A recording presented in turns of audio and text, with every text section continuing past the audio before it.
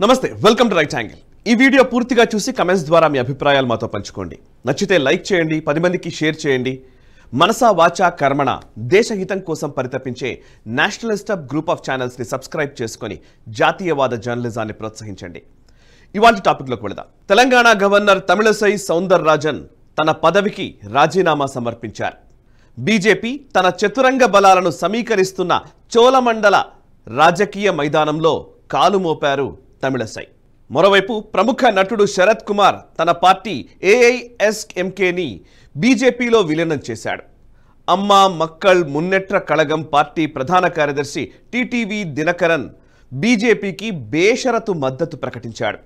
బీజేపీని వీడితే పుట్టగతులుండవంటూ ఏఐఏడీఎంకేకు పనిలో పనిగా ఓ హెచ్చరిక కూడా విసిరాడు।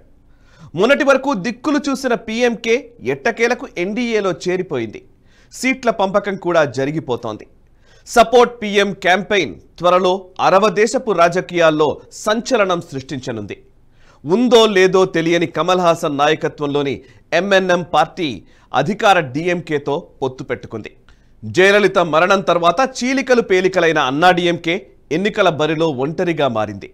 ఎన్డీఏ నుంచి బయటకు వస్తున్నట్లు గతేడాది సెప్టెంబర్లో అన్నాడీఎంకే ప్రకటించిన తర్వాత తనకు రాజకీయ లబ్ధి తథ్యమని డీఎంకే గంపెడాసులతో ఉంది।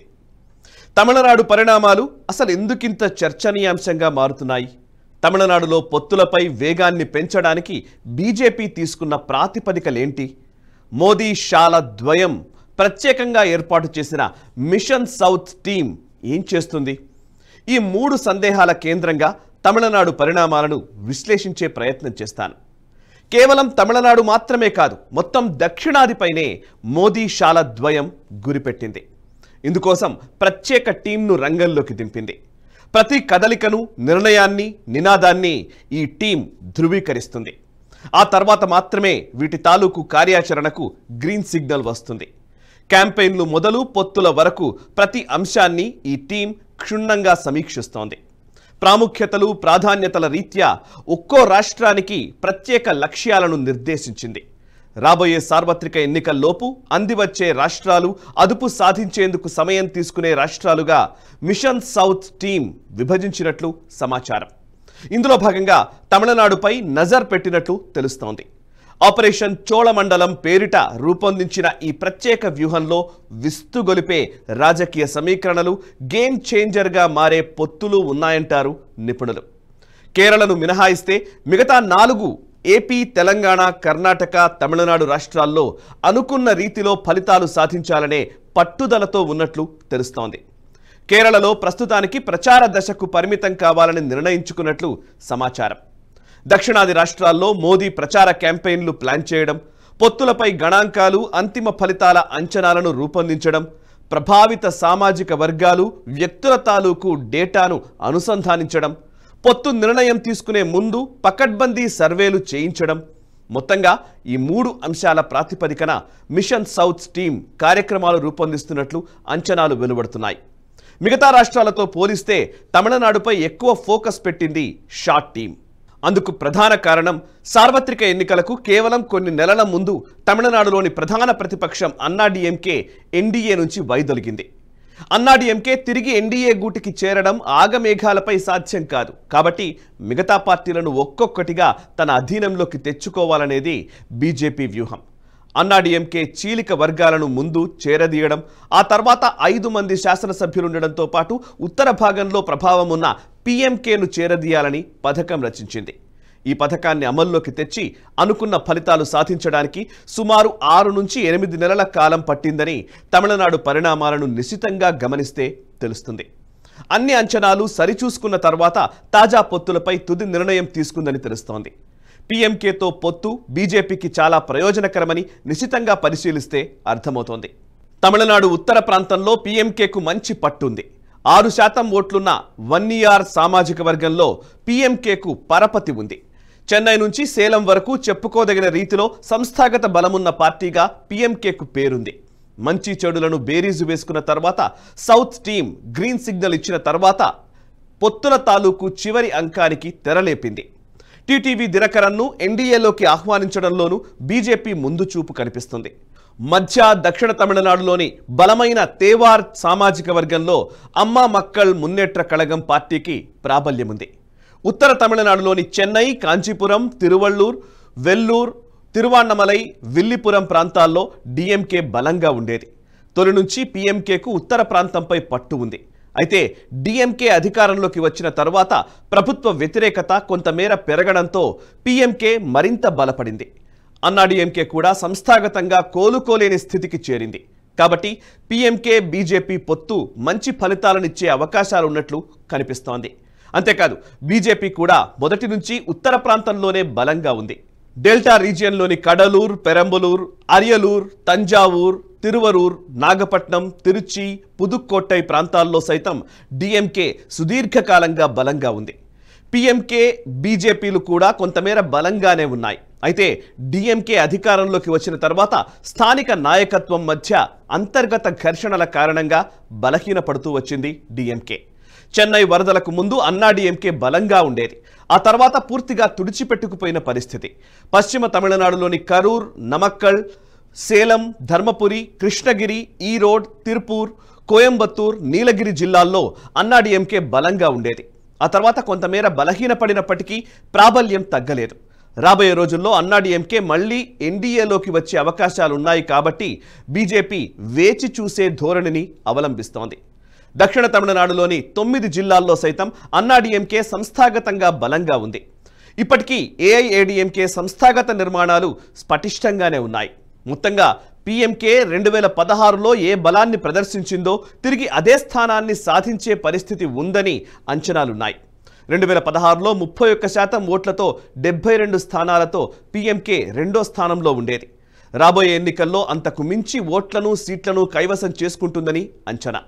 ఈ మొత్తం పరిస్థితిని మదింపు వేసిన తర్వాత బీజేపీ అధిష్టానం పొత్తుకు పచ్చజెండా ఊపింది. తమిళనాడు బీజేపీ అధ్యక్షుడు అన్నామలై ఎన్ మాటి ఎన్ మక్కల్, నా మట్టి నా జనం థీమ్తో చేపట్టిన పాదయాత్రను కూడా మిషన్ సౌత్ టీం రూపొందించినట్టు తెలుస్తోంది.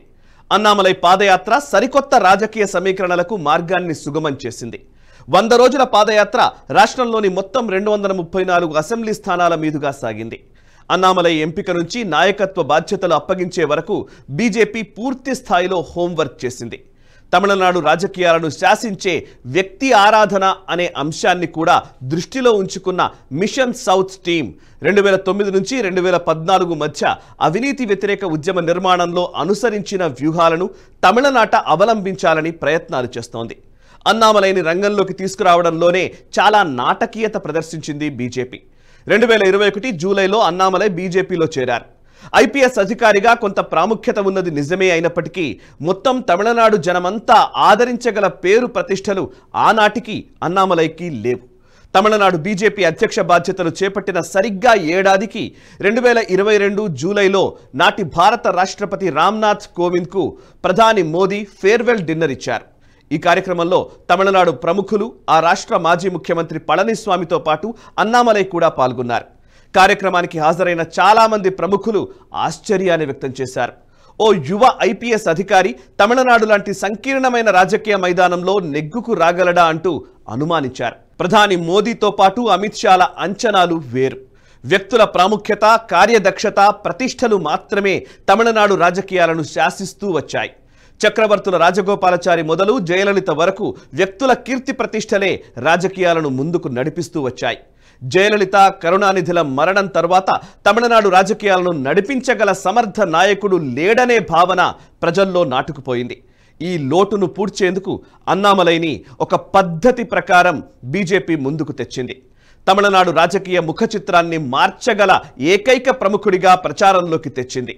పొలిటికల్ డైనమిజం మాత్రమే కాదు, పర్సనల్ డైనమిజం కూడా తమిళనాడు రాజకీయాల్లో ముఖ్యమని గుర్తించింది.